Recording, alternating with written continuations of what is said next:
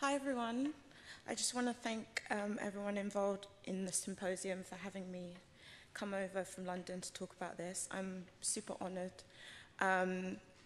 especially because I think here in the United States you guys are having conversations about cultural appropriation that in Europe we've yet to really kind of delve into.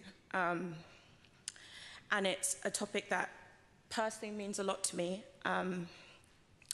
I'm the former deputy editor of a magazine in London called ID, which is all about style and culture. And even in the years of me editing that magazine, I've seen a huge shift in this discussion and talking about this topic. So, what do we mean when we talk about cultural appropriation in modern fashion? It's a difficult line that modern fashion designers continuously toe.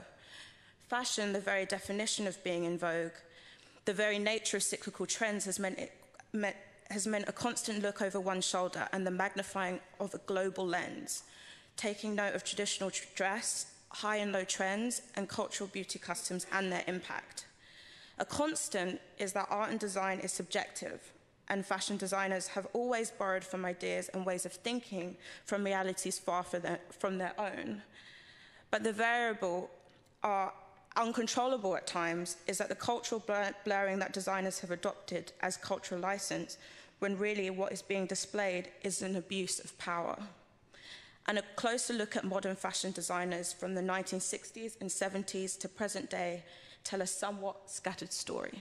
So my first example here is the Marc Jacobs Spring-Summer 2017 runway show, which I'm sure a lot of you may have seen because it came under a lot of fire for showing models with faux wool dreadlocks.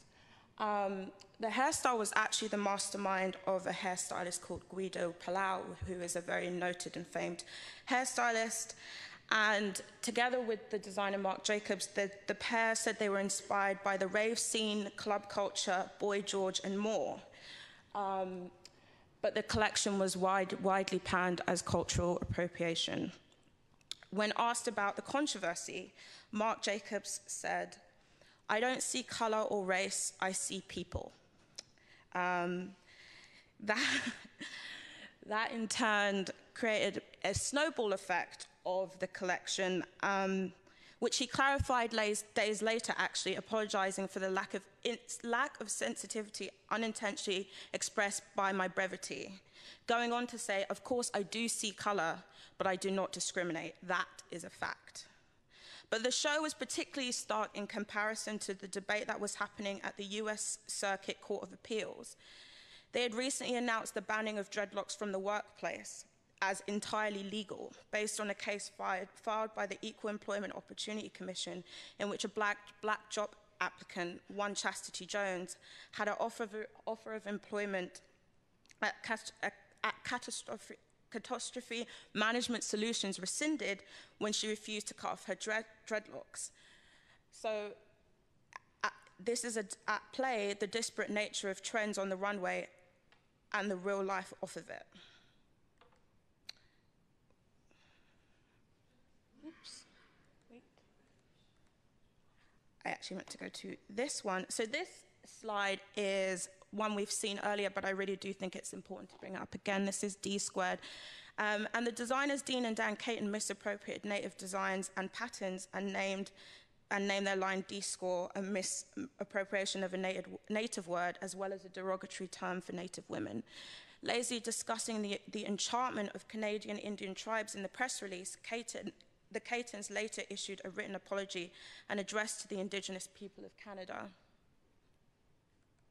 So again, I know we've had this in pretty much every presentation today, but I think it bears repeating because it really is just one of the worst examples of cultural appropriation I may have ever seen, especially given the scope of the Victoria's Secret show. You know, that show is beamed into millions and millions of homes across the world. So here we see model Carly Kloss donning a Native American-style headdress, insensitive and ignorant in itself, but then paired with a skimpy bra and panty. I'm not sure what the team were really thinking, but the company apologized and the outfit was removed from the final broadcast weeks later. And so this is kind of a case that happened last year. So this is Beyonce and her henna tattoos and imitation Indian dancing in the video with Coldplay for the music video Hymn for the Weekend. And too often, I think, particularly with Indian culture, the complexity of it is missed, and it's reduced to a really hegemonic view, nesting on mysticism and fantasy rather than being rooted in any real vision of modern India. So those are some really modern day takes on cultural appropriation, or I'd say cases. But these are just some examples of fashion's more noted designers and what I would call sort of fashion legends. And these could very easily be argued as cultural appropriation, but perhaps weren't attributed to the name because it happened quite a long time ago. So this is Yves Saint Laurent, and whilst the designer was born in Algeria in 1936, by the 60s, Yves was considered part of the Parisian high society when he made the Africa collection, which was created from wooden beads, shells, raffia. And the collection was partially inspired by primitive and African art. Harper's Bazaar in March of that year described the garments as a fantasy of primitive genius. Shells and jungle jewelry clustered to cover the bosom and hips, latticed to bare the midriff. While Saint Laurent was an early adopter of diverse runway and champion models like Iman and lesser-known models like Munia from Martinique, it could too be argued that he's exhibited a level of exoticism here, of tribal African history and magnified stereotypes through a thoroughly Western lens. History instead has been kinder to Yves Saint Laurent, and his legacy lives on as one of the world's most important and talented designers.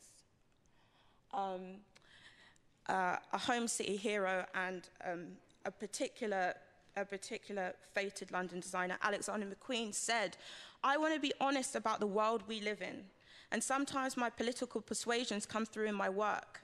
Fashion can be really racist, looking at the clothes of other cultures as costumes. That's mundane and it's old hat. Let's break down some of the barriers." So in this collection, which was his fall-winter 2000 collection, he was inspired by the Nigerian Yoruba tribe, in particular a deity called Eshu. The collection shows reworked representations of Yoruban clothing, such as the oral instrument that is poured to a woman's lips, as well as neck rings and materials like hair, beads, and mud, using fetishistic qualities in what he explained to be a reaction against the romanticism of ethnic dressing. He said of the cultural lending that underpinned designs throughout his career, this is just one example, "My work will always be about taking elements of traditional embroidery, filigree, and craftsmanship from couturiers all over the world. I will explore their crafts, patterns, and materials and interpret them in my own way." So this is another British designer, John Galliano, and at his time at Dior, he peppered references from cultures past. Everything from Native American culture and Pocahontas, which you'll see on the left with Naomi Campbell from Fall/Winter 97, where within that collection he used headdresses, Navajo-inspired blankets, plains beadwork, woodlands floral material, ribbon work, plateau, parfleche designs, plains leather and fringe, to his spring 2003 couture show in the middle, in which famed fashion critic Sarah Moa described his couture offering as smashing cultural boundaries in a spectacle of gargantuan theatricality. She went on sweeping multicolored volumes of fabric that mixed East and West, ancient and modern, were showcased amid appearances from Chinese dancers and circus performers.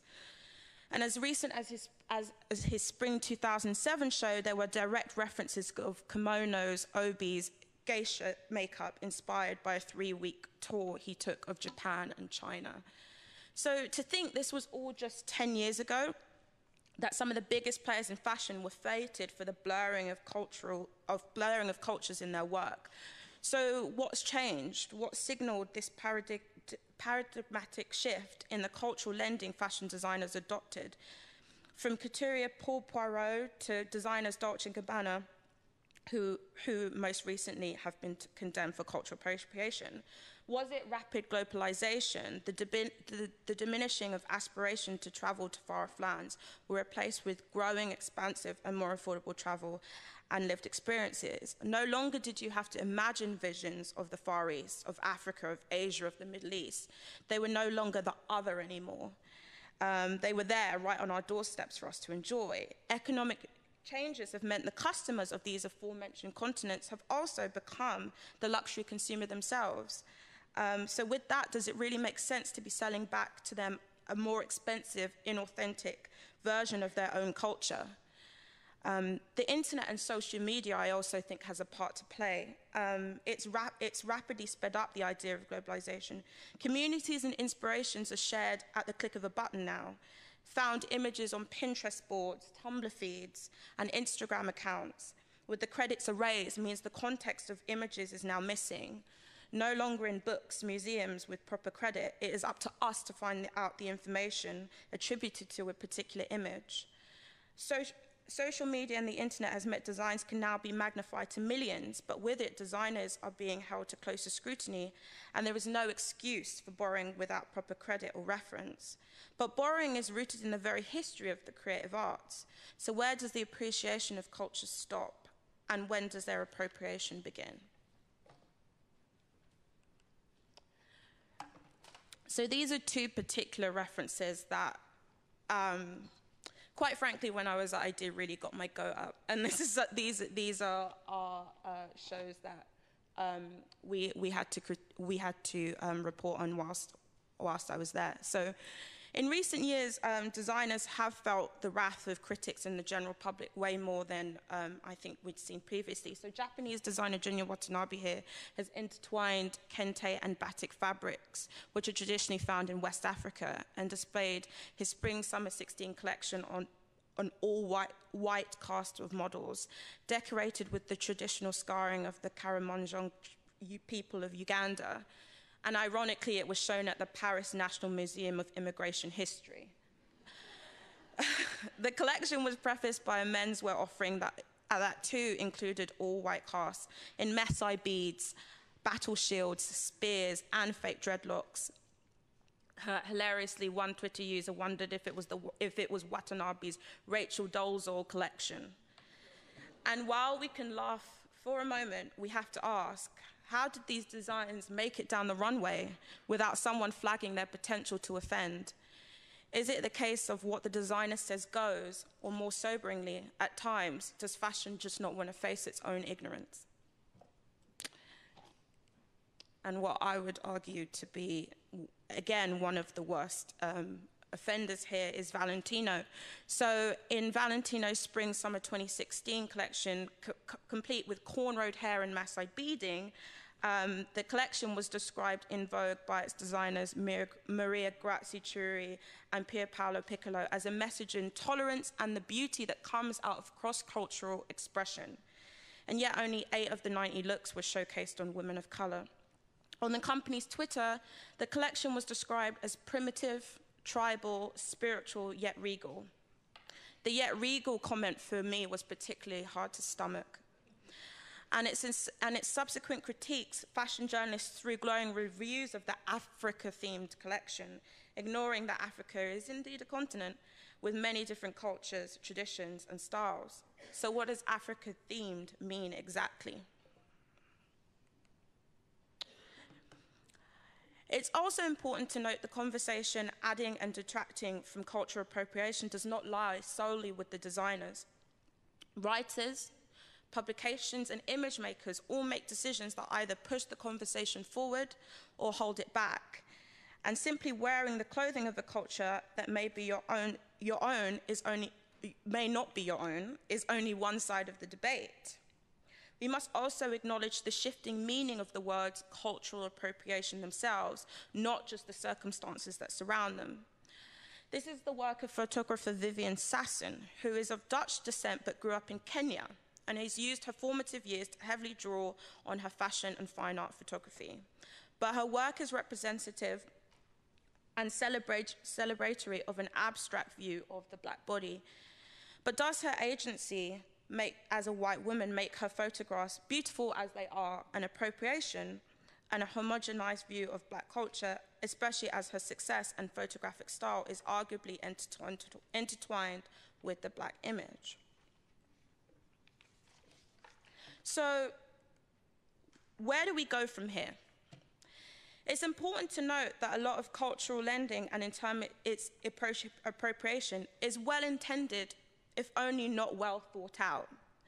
The isolating of cultures without creative license to reinterpret only widens and divides us and thwarts the transiency of creativity at its core, putting to stop what could happen from this cultural osmosis.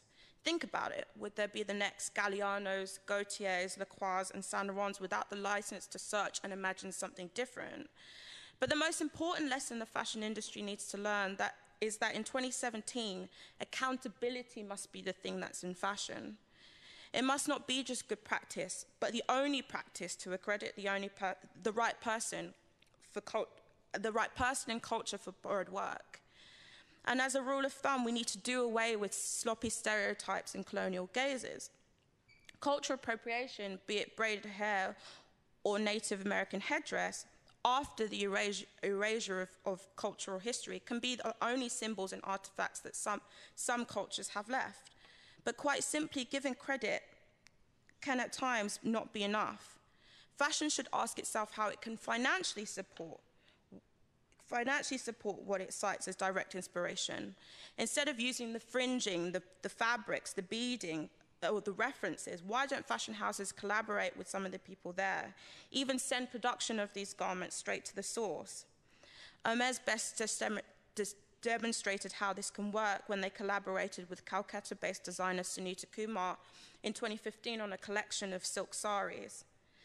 Perhaps it's because of costs, but the price tags that some of these garments end up with seem hefty enough to make anything a possibility.